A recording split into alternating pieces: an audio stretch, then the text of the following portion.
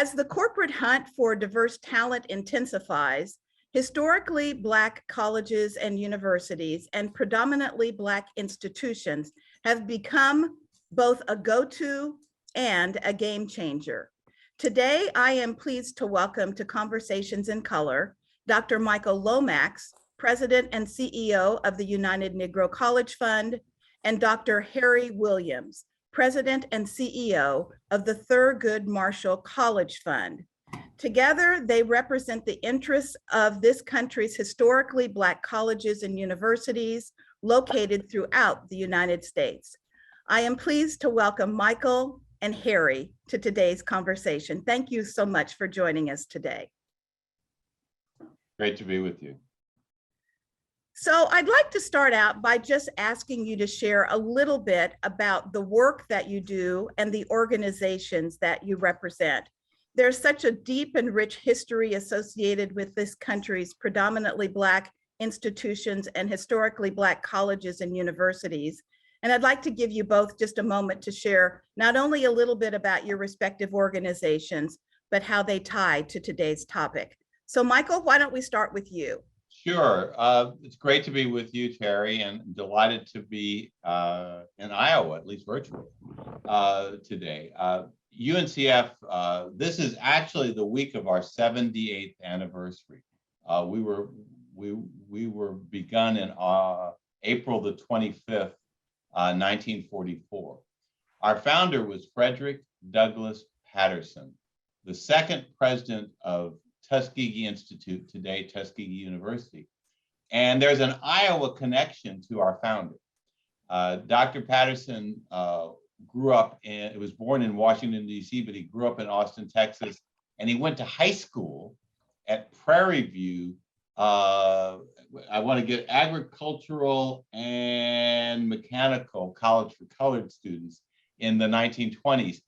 And then, because he was such a talented student, Harry, they sent him to Iowa State University, where he got his doctorate in veterinary medicine and a master's degree in science. And then he went on to Cornell, where he got a Ph.D.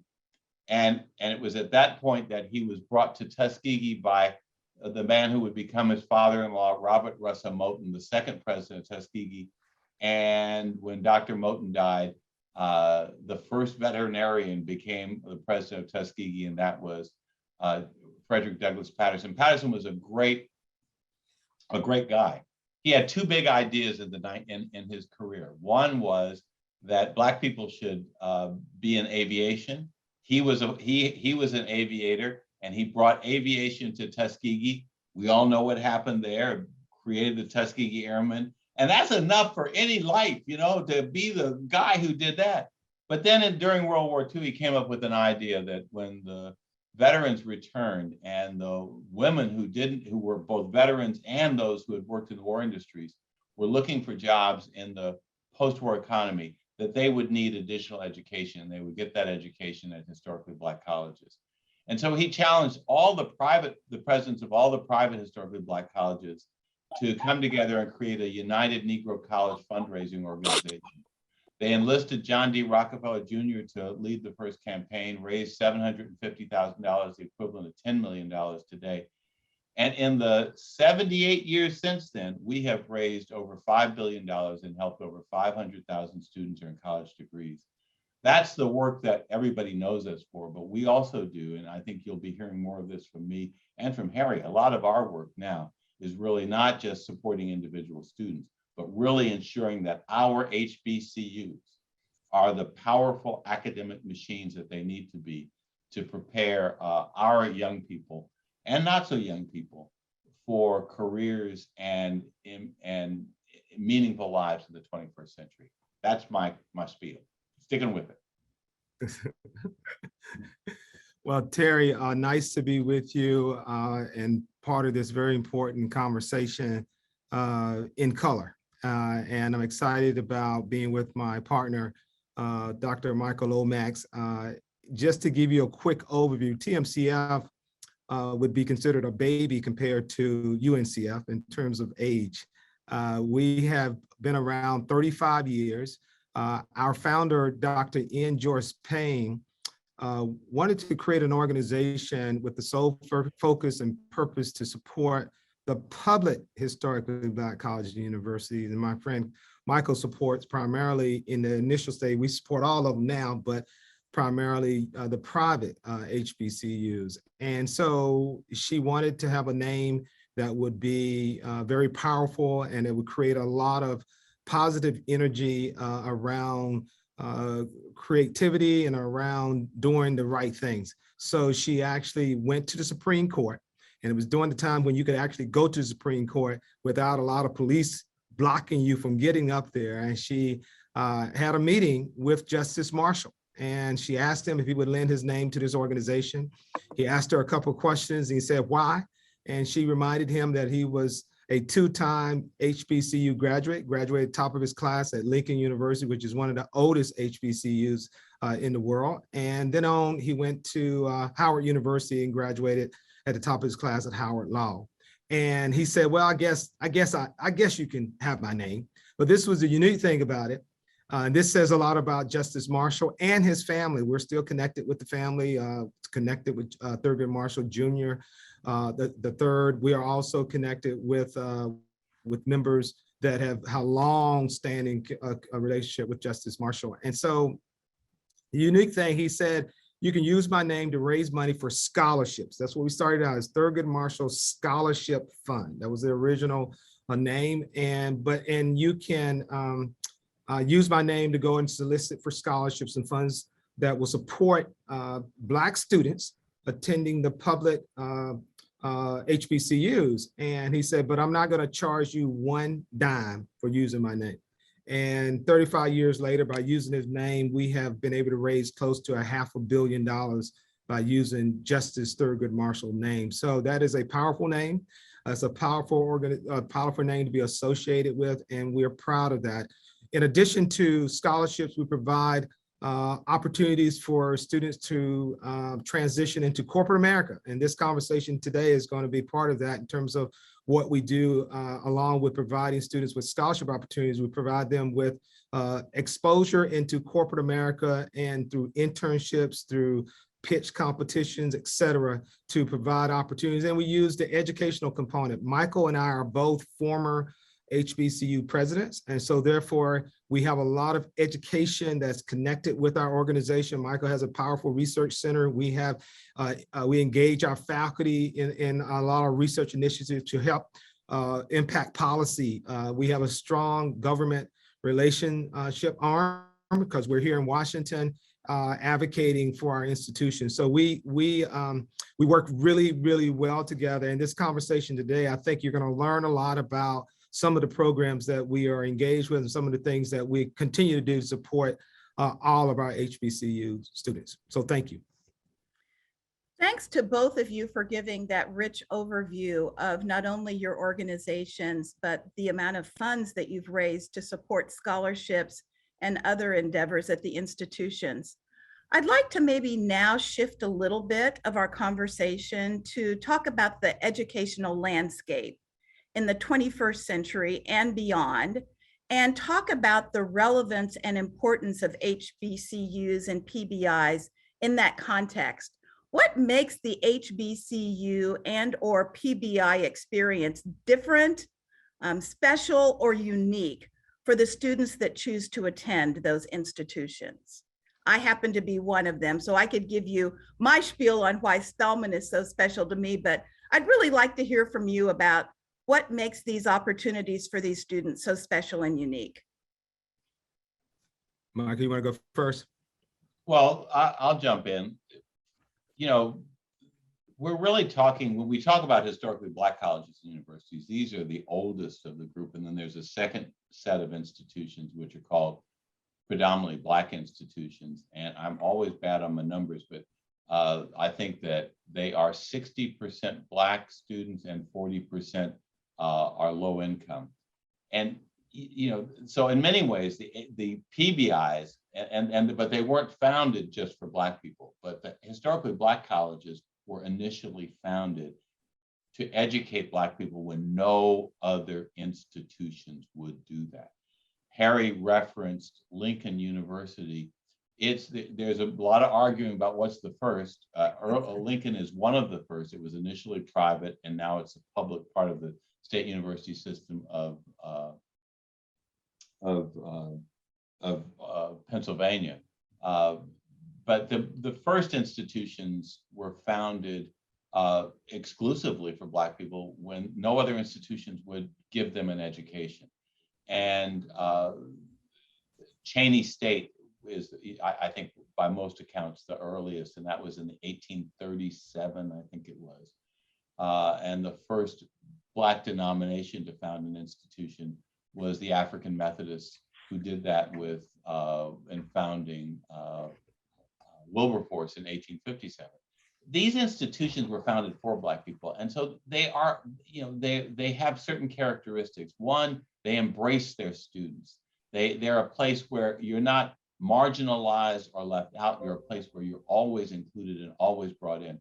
They aren't always the richest institutions in terms of dollars and cents or the newest of buildings, but they are always the most warm and embracing. And they do something that we now recognize today as really important, and that they give a student a sense of belonging. When you have that sense of community and belonging, when you feel socially accepted, that really enhances the education and the learning. And what we've seen is that HBCUs, in spite of, and I really do want to underscore this, not having always the financial resources, have been able to produce better and stronger results because they've always been embracing and accepting institutions for Black people. And they've always had as their purpose to give us the educational tools that we need for citizenship and for work, careers. We've always linked education to employment outcomes, and also how to ensure that these give Black people the opportunity to have enriched spiritual lives. When we were excluded from having the right to read, we couldn't read the Bible. And so many people who showed up at the gates of these institutions when they were first founded in the 19th century came with the family Bible and the hope and prayer that they would be able to learn to read that Bible and interpret it for themselves. And I think that all of those give you a sense of the deep rootedness of HBCUs in the community life of the Black community. And whatever we are in part that because of the church and because of our schools. And the Black colleges are one of those foundational institutions in our communities. And amazingly, in the 21st century, are experiencing an extraordinary renaissance. Young Black people want to attend our institutions, and about 20% of the students who attend them are not Black, but they come there because of that welcoming and embracing environment which we create. Harry? Yeah, I think Michael did a great job outlining the history of HBCUs, but one thing I always like saying, without HBCUs, there wouldn't be a Black middle class as we know it today. Bottom line, we wouldn't have a new Supreme Court Justice, Ketanji Jackson Brown. Both parents graduated from HBCUs.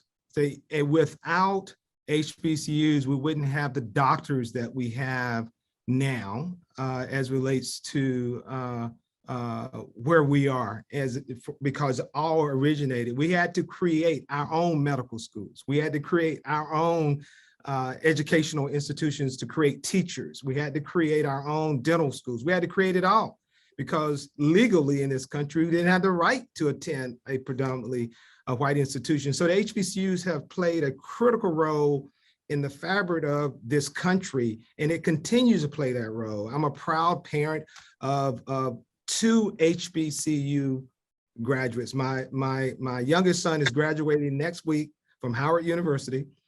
I've seen the graduation checkoff sheet. I've seen it all. So he's going to walk across that stage on May 7th.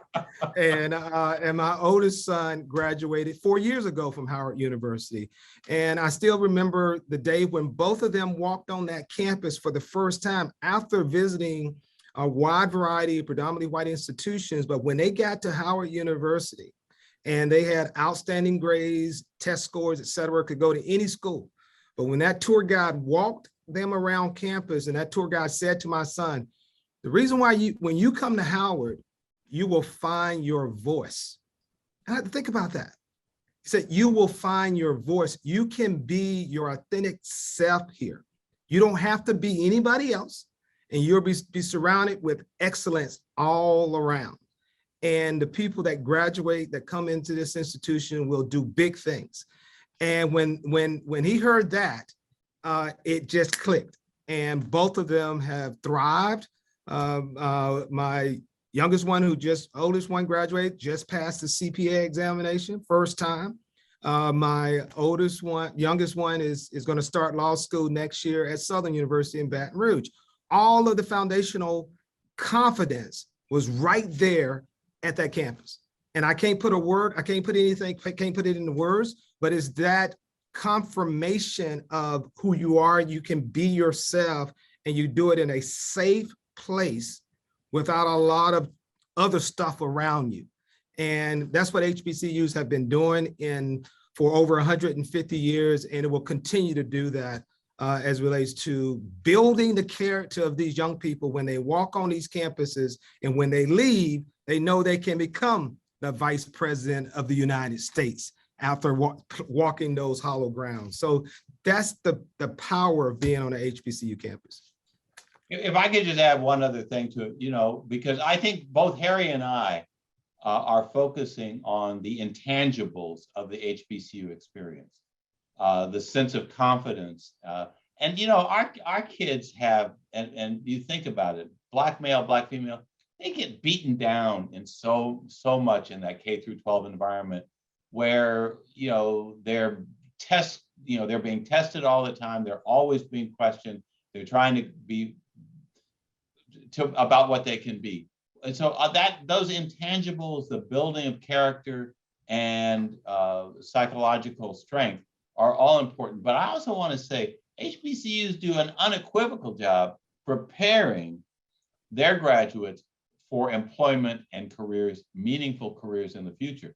And this is an era of STEM, science, technology, engineering, and math, and HBCUs overproduce in STEM.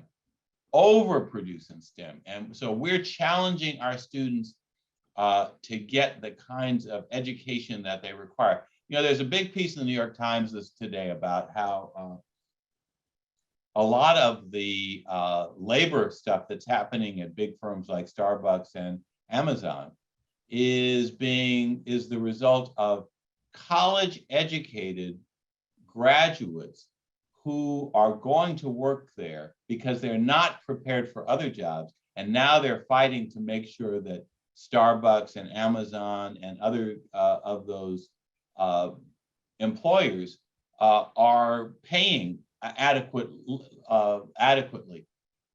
And I understand that.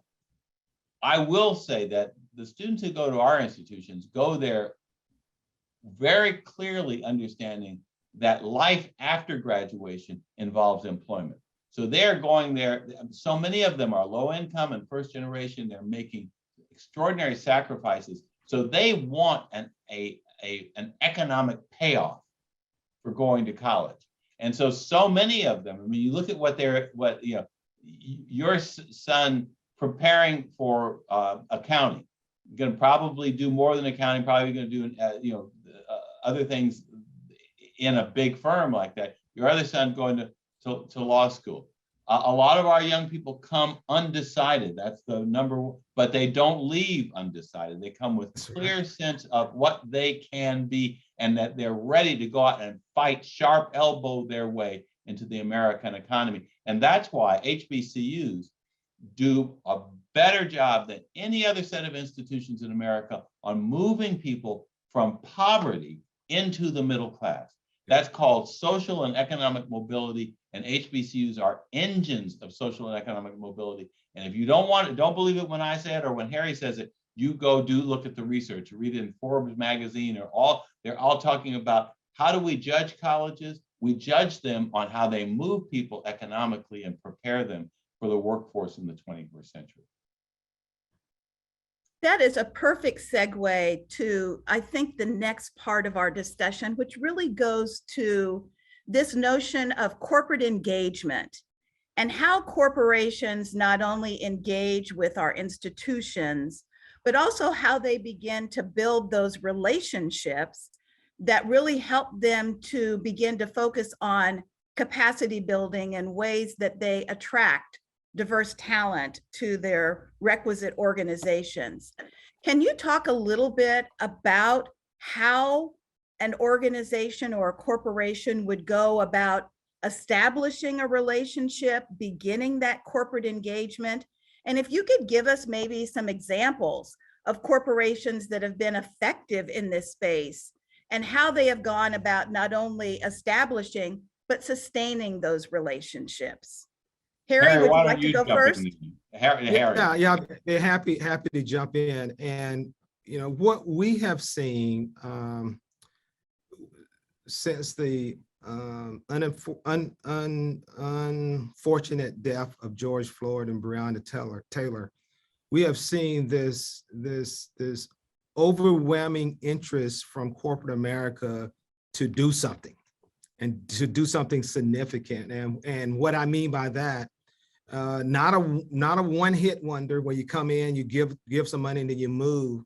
But what we have seen, partners who come in and say, we want to partner with you for 5 years, 10 years, so that we can have a significant impact in closing the wealth gap between Blacks and whites, because that wealth gap hasn't moved in 50 years. And we have seen partners come in like John Deere that you just referenced as one of your sponsors, who is part of a sponsor here at TMCF, where they are using our, we have 5 HBCU law schools, Southern University and Southern Law Center, and Texas, Thurgood Marshall School of Law at Texas Southern, to help Black farmers. John Deere is supporting this through an internship using a second-year law students to help Black farmers who have property that they don't own. It's called air property, and how to use that property by using the legal, have a legal understanding of how to take advantage of that property that you may not own because of you didn't do the proper paperwork to pass it down through generations and generations, and you don't trust the people coming in here trying to tell you how to use your land, but you can use potential Black lawyers to help you research the documents that you may need so that you can get money to use to put back so you can use the land that you own. Those are partnerships that corporate America said we want to help. And John Deere is helping with that. We also have partnership with Apple and Silicon Valley that have been very clear. Tim Cook, who's the CEO there, has been very clear about trying to do something by impacting Silicon Valley and doing it very intentional, and doing intentional by providing scholarships and internships. Here at TMCF, we provide Silicon Valley 45 interns every year. We've been doing it now for 6 years, where they go out and experience San Jose, California. And then when they leave, in some cases, they're offered full-time opportunities when they graduate to go back there. So we're seeing more of those activities from corporate America and partnering. And the way they're doing, they're reaching out to us. And Michael and I, we do respond to emails and we respond to phone calls when we get them. So the partnerships are not one-hit wonder partnerships. They are long-term engagements that's important. And that's the sustainability of these relationships that's very, very important. And what we do in the educational opportunity, as Michael referenced, we have a high percentage of our students would be classified as first generation, but they will also be classified as first generation corporate. And being first generation corporate, we have an educational component where we work with our students to get them to be what we call corporate ready. When they go in for the interview, we work with them on their resume. We work with them on how they make a presentation when they go in to interview. We work with them on the things that you may not get in the classroom because there's so much that's going on. So we take them through those what we call soft skills, because we want them to understand the landscape of corporate America and how you navigate through that process. So we wrap our arms around them. We don't just tell them, we don't just say you go in, be tough. We go in, we give them the nuggets that they need so that they can be successful, because when a company makes that type of investment in you, they want to make sure they can keep you. So retention is very important in that process. So we do a lot of coaching and helping those students so that when they go into those companies, they have the tools so that they can be successful. Yeah, you know, I've been at UNCF now for 18 years. When I got here 18 years ago, there was not the emphasis that there is today on recruiting on Black college campuses and finding diverse talent. As a matter of fact, you know, I was the president of Dillard University. I'd gone to Morehouse and I taught at Spelman. And you know, when I would talk to a major bank and say, we'd like you to come recruit on our campus, they say, well, we already do. We recruit at Morehouse. We recruit at Howard. We're not coming down to New Orleans and recruiting at your institution. I want to just say that there's been a real hesitation for decades in corporate America to do the kind of outreach to find the talent that doesn't always look like the talent they have in their companies. And there's a real penalty, and there's still a penalty for being a Black student who aspires to work in corporate America. Now, a lot of that's changing, but there is still a penalty. And you see the penalty, and all you have to do is look at the statistics. You know, the unemployment is about 3.7, or it's one of the lowest it's ever been. It's double that for Black people. Underemployment, that is that you are in a job that really doesn't require a college education, is double, triple, quadruple for Black college grad. Now, I'm not an HBCU grad, but Black people who graduate from college, it's double for them than their white peers. So we're still fighting. And I want to just call it, we're still fighting racism and anti-Black discrimination in the workplace. But if you are sincere as an employer about wanting to change your workforce, I'm going to tell you, and you're looking for students with college degrees, start with Thurgood Marshall and UNCF, because we have a long record. And we're trying to scale even greater. We want more zeros behind the number of students we're sending into internships. It is essential that first generation low-income Black students get the same opportunities to have internships that their white peers have, because it's those internships that teach you how to do a job and how to handle a work environment. You may decide, I had an internship when I was in college. I was an intern at the Washington Post. Guess what? I am not a reporter. I am not a journalist. But you know, I learned in that sophomore that I spent at the Washington Post, I learned how to meet deadlines. I learned how to show up. I learned how to be managed. And at the end of it, they said, we'd like you to come back. And I said, no, I'm gonna be a college professor. I'm going to someplace else next summer. But you know, it was that experience which was so meaningful in shaping what I would do with my career. Internships are essential. And so for major companies, I would say, look, you want to talk about a great investment. Invest in an internship program with UNCF or Thurgood Marshall, or with both of us, and let us help you get the talent that you want and provide them the opportunity to explore. As Harry said, many of our students this will be the first time somebody in their family has had a white collar job.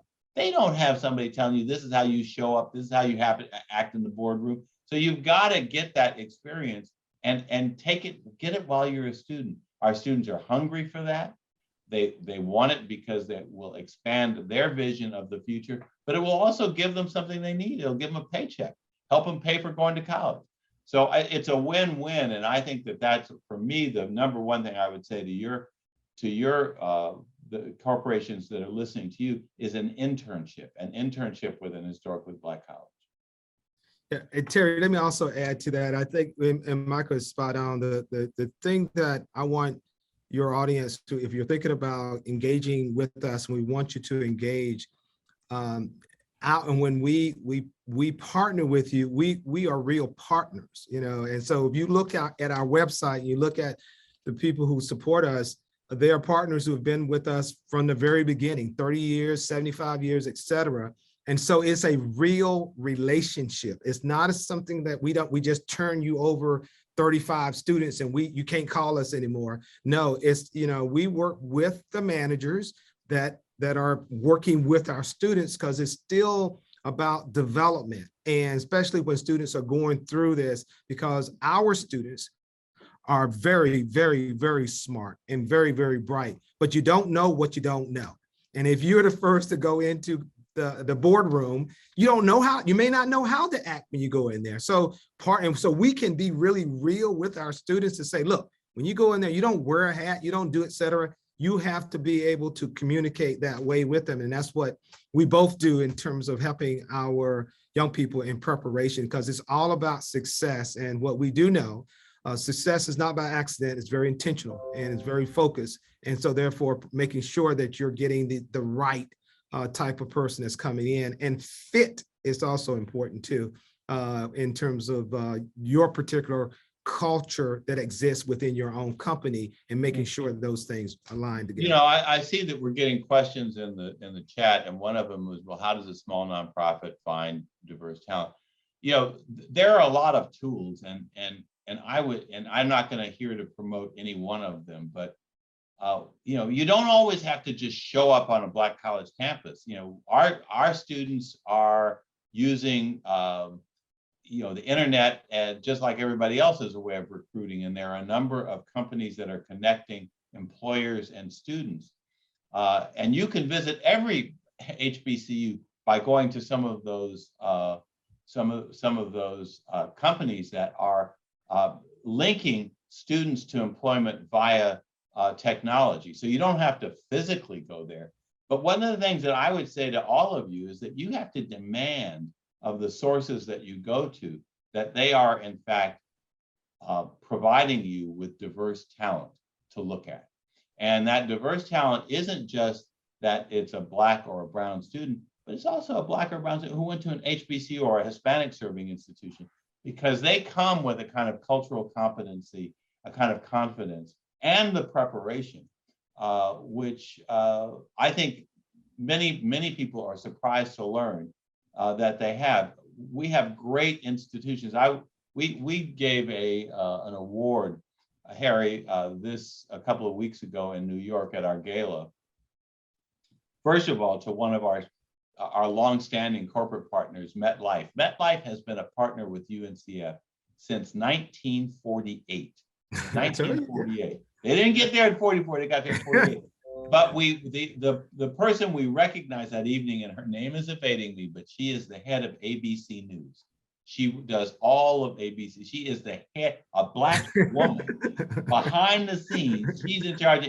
She is a Florida A&M University graduate. And she got up and spoke and talked about how the fact that it was FAMU that gave her a chance to be the first college graduate in her family. And where is she today? She is telling everybody at ABC News what to do and how to do it. You know, from Good Morning America to, no, it's not Good Morning America. It's Good Morning.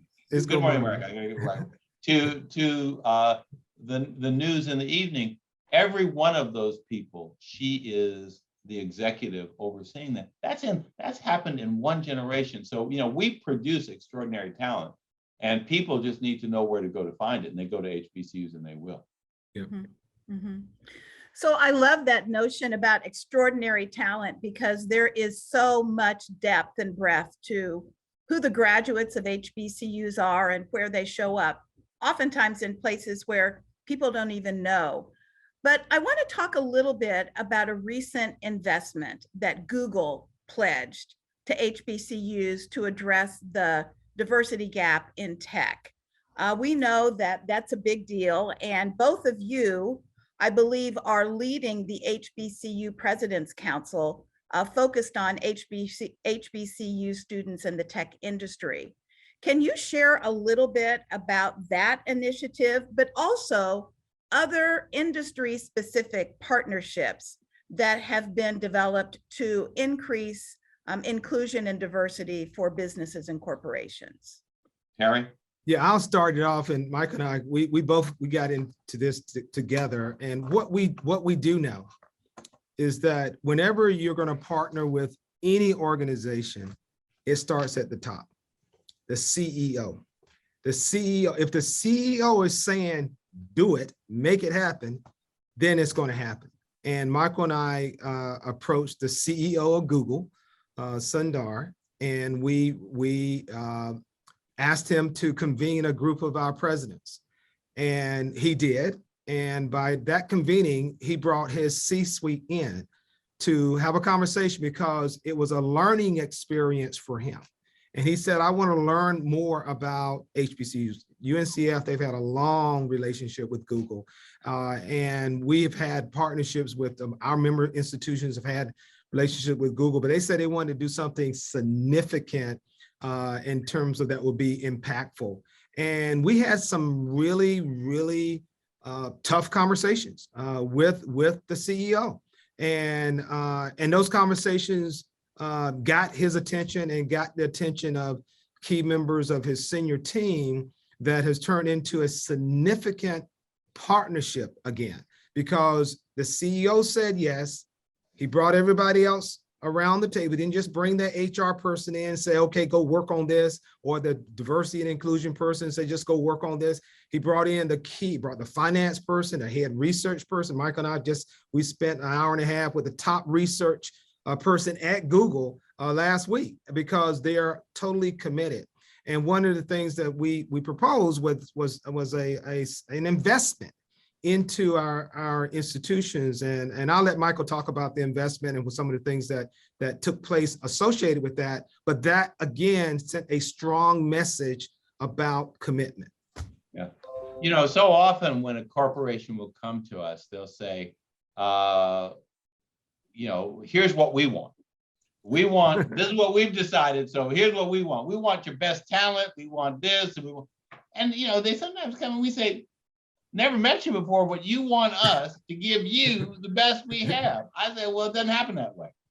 The first thing you need to do is build a relationship. And Sundar really heard that. And so the first thing they did was to come back and say, we're working with 10 institutions. I think it may have added, we may have added one, it may have wound up in 11 at the end. He said, the first thing we want to do is to show good faith. And in showing good faith, we want to make a grant to your institution to use it to strengthen things that you think need strengthening. So that we begin by saying, we're here to bring support, not here just to reap the benefits. And that support was $5 million to each of those institutions. Your alma mater, Terry, Spelman College, said the most important project we have on our campus right now, and we produce more Black women PhDs in mathematics, we got a robotics team, we got all kinds of great things happening that are very different. Let's think about it, Terry. Think about it when you were at Spelman and we women were being prepared, but for tech, for robotics, no. Mathematics, yes. The foundation. And I will be on the Spelman College campus tomorrow afternoon at 4 p.m. when they break ground on the Arts and Innovation Center. Innovation.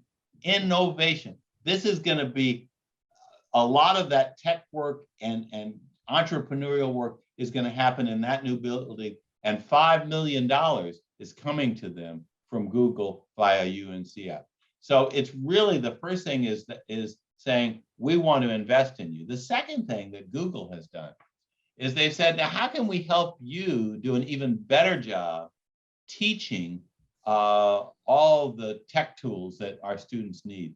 And I want Harry to say something about that broader program. But what we had a conversation with the #1 guy, Jeff Dean, who runs all of the research at Google. And we're talking about how can we improve the academic offerings at small and big HBCUs. And we started talking about sharing faculty and online courses and having our faculty that are teaching some of the most sophisticated courses teach that for a broader group of HBCU students, and really strengthening what we do. Google has had Googlers in residence preparing young people for work at Google. And I can tell you, I'm a living witness that it works. My daughter was a Howard University computer science student, and within 2 years, she unfortunately didn't get her degree. She said she didn't need one. She's out, but she is now a senior engineer. And that began with a Googler in residence, helping her and placing her at Google, and then letting her become a Kleiner Perkins Fellow, and then letting her, enabling her to work at Pinterest. And now she's working in Brooklyn and Paris designing software for software for a new gaming company. So these kinds of opportunities can happen if you invest, and Google's doing that, and they've really been partnering. You have an extraordinary partnership that you're having, Harry, that's helping even more people who aren't in college get an opportunity to learn tech and improve their status and get a better job. Yeah, the partnership Michael is referring to is a program that Google has been very intentional about, where they said specifically they want to impact 20,000 students and train them through a program. It's called Grow with Google, that will provide them with the HBCU students, that will provide them with the skills and provide them with the badges that they need for companies. So in addition to earning a 4-year degree, they have an opportunity to earn Google badges that will even set them apart. So that's a differential when it comes to looking for jobs in the tech industry. And that's another very intentional program that is focused and that is data-driven with some significant impact. And that's what we're seeing in addition to Google, but other companies have invested. We just kicked off just today the N. Joyce Payne Center for Social Justice, and one of our partners there is Novartis. And Novartis is an international pharmaceutical medical company, and that's based in Switzerland. And they have partnered with us for 10 years to have a direct impact on health inequities that exist within our community. And they have a consortium of our schools, 26 of our schools. We have 4 medical schools that's associated with this, and they're setting up these centers, a 10-year commitment that's going to not only work with the students, but also work with the faculty in helping to develop research projects that will add support to addressing some of the issues as it relates to health disparities. And this is something that came out of this very terrible pandemic, where African Americans have suffered so much disproportionately with that. And a lot of it lines with education and health. And so that's what we're seeing, more and more of those very intentional programs.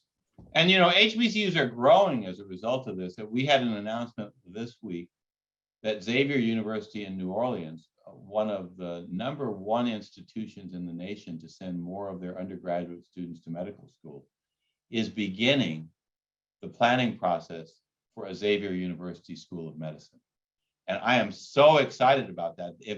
As that happens, that will be the second School of Medicine that I've had the honor of working with during my career. The first was the Morehouse School of Medicine, which is one of those institutions, I presume, that is working with you today. And the fact is, we need more of that, because we need more doctors who look like us. Just like we need more teachers in classrooms who look like us. We know that our kids will do better in elementary, middle, and high school if they have a teacher who looks like them.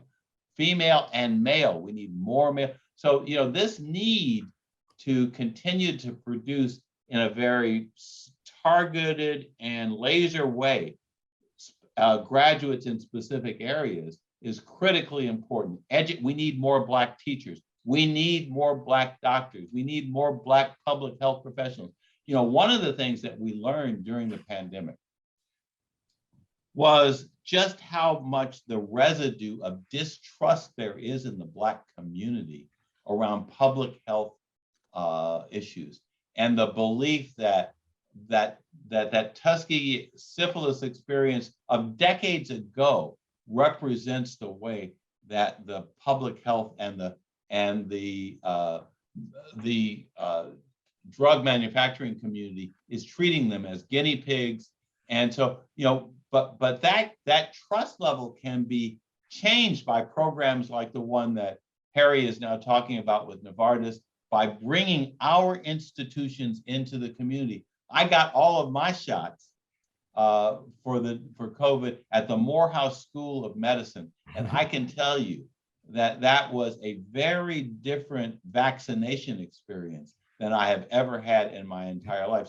So we not only do we need these institutions, we're seeing them increasingly step up. I hope, and this is Harry, I haven't even said this to you, one of my hopes is that we will see another Black law school. We need more Black folks studying law. And we need to produce more new generation legal professionals who are going to help us change the criminal justice system in our nation for the good. You know, and Terry, Go ahead. Michael when he said Tuskegee, I thought about one of the greatest scientists that ever lived, and he went to a place called Iowa State, and he changed the way we look at agriculture. Mm-hmm. And I think you all know, if you're from Iowa, you know this, George Washington Carver, and he dedicated his life to Tuskegee and his research and agriculture, and he would have been the Bill Gates of his day if you look at what he did in terms of agriculture in this world and the impact that he's had. And that's what happens on our HBCU campuses when we have those type of individuals there. Our students they just glue themselves to those individuals. And I just couldn't, when Michael said Tuskegee, I know we're in Iowa, and I thought about George Washington Carver.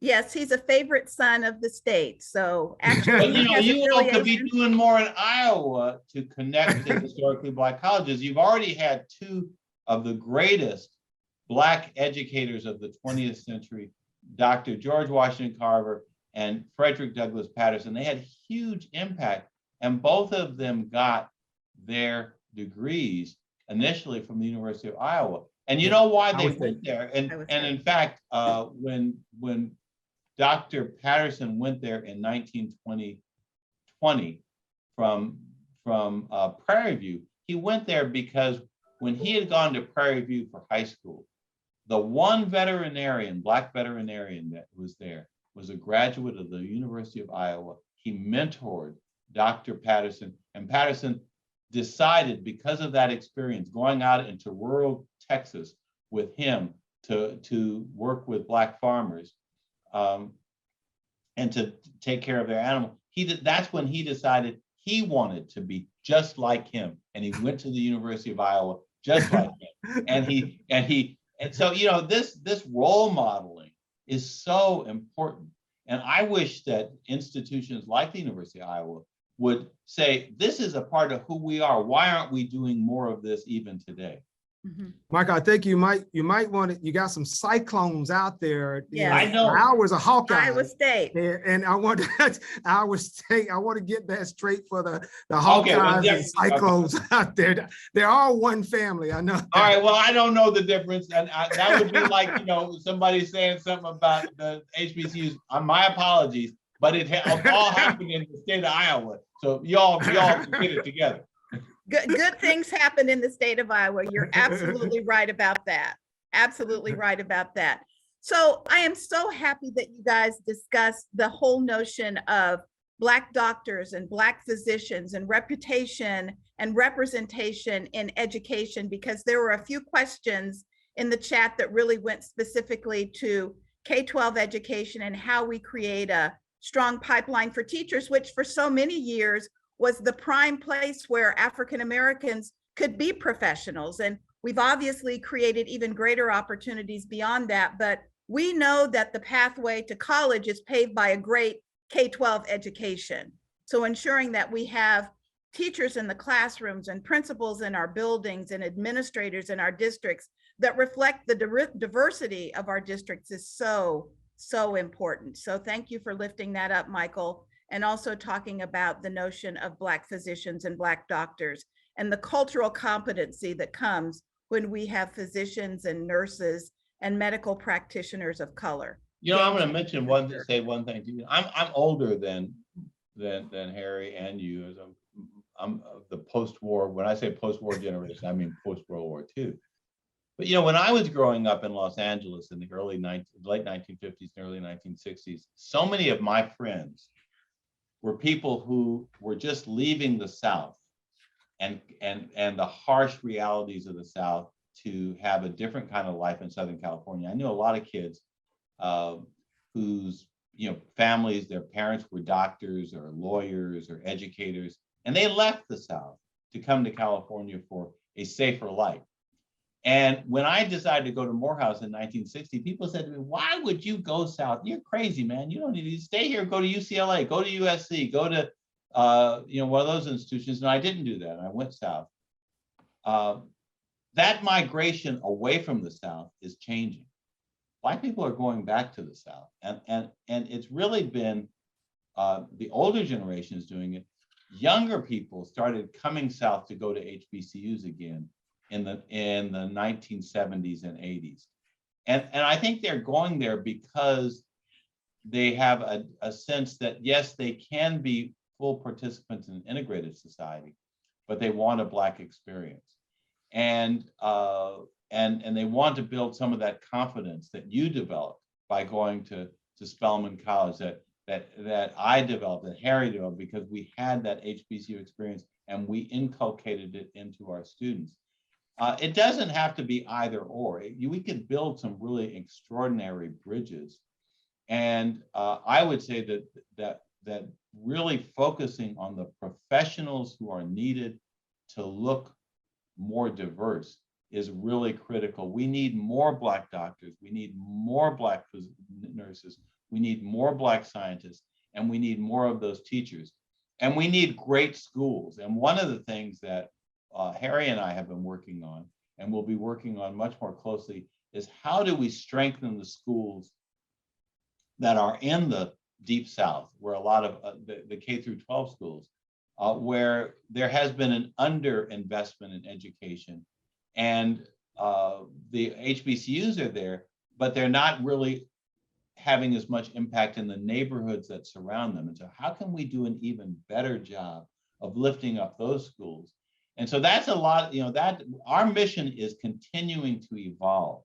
And I would say that what we're trying to do as leaders of these two organizations is really prepare for the new work that HBCUs must do, not just to help individual students, but to help strengthen entire communities.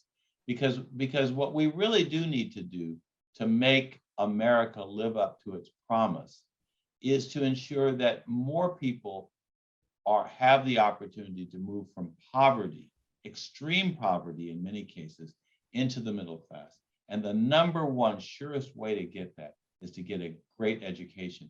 But that education doesn't begin with a college degree. It begins with a great pre-K program. It begins with great elementary school programs. It begins with middle school and high school programs, which give students a chance to explore not only what they have the potential to do, but the world around them, to have jobs and internships and apprenticeships. That's really what I want to see happening. And if we do that, we could be an awfully strong, a much stronger nation and a much more equitable nation, which I think is the goal of so much of the work that you're doing here with these conversations. Thank you for that, Michael. So we've got about 4 minutes left, and I want to be respectful of your time and our audience that has joined us today. So I'd like to maybe close out today's conversation just by giving each of you an opportunity to reflect back on those opportunities that you've had either with corporations or institutions that have made a difference, not only in terms of the work that you do, but how that work then translates to lifting up the graduates that you support each and every day through the Thurgood Marshall Fund and the United Negro College Fund. So I'll let you guys toss a coin as to who goes first on that, but game changer. I'll jump in. I'll go. And just again, I want to say, Terry, thank you. Thank you to bringing this conversation alive, and thank you to your audience for their participation and being very open and transparent. That's the only way we're going to move this thing, is just being very candid and being very open and working together. And what I can tell you this, with the unfortunate incident of George Floyd and all of the social unrest that took place in this country, and in the middle of a pandemic in 2020, we saw some of the most diverse protesters we've ever seen in this country protesting for the rights of African Americans, that we can do it better. And we're experiencing this moment, and I do believe it's a moment that is a permanent shift in the right direction. And that shift aligns with this conversation that we're having today, aligns with corporations making commitments that is more than a yes, 1 year commitment, but a more sustainable commitment. And that's important. And I think in order for us to move that needle down, move that ball down the court, we all have to be going together. And I think this program and programs like this aligns with pushing organizations and allowing TMCF and UNCF to get up and talk about the positive things that we're doing, because the positive energy is going to move us forward as a nation. And I'm very, very excited about that. And I'm excited about what we will continue to do together. And I would encourage any of your listeners, if they want to reach out to either one of us, harry.williams@tmcf.org, happy to respond to any additional questions you might have. And I'm sure Michael will give you his contact too, but go to our website. You can also look at the programs that we have. So Michael, thank you for being on the program with me today. I've enjoyed our conversation. I've enjoyed it as well. And so I'm just going to say ditto to what Harry said and say I'm at michael.lomax@uncf.org. Go to UNCF's website and pay special attention to our Career Pathways initiative that we have developed, because to get where we want to go, we really do need to make sure that all of our young people have a clear pathway to that greater opportunity, which comes with a strong career in the 21st century. And if you come to our website, you'll see that we've been doing that work for a while, just as TMCF has done. And I would say that you could find no better partners in attempting to reach your goals than Thurgood Marshall College Fund and the United Negro College Fund. Together, we are doing everything we can to ensure that our nation always knows that a mind is a terrible thing to waste, but a wonderful thing to invest in. Thank you both so very much. I not only appreciate the time that you've spent today, but the wisdom that you've imparted and the opportunity to engage more deeply with both of you and your organizations. So thank you for that. Thank you to our audience for joining us today. Join us again in June for our next conversation in color. So good to see everybody. And again, thank you to Dr. Michael Lomax of the United Negro College Fund and Dr. Harry Williams of the Thurgood Marshall College Fund. See everybody in June. Have a nice afternoon.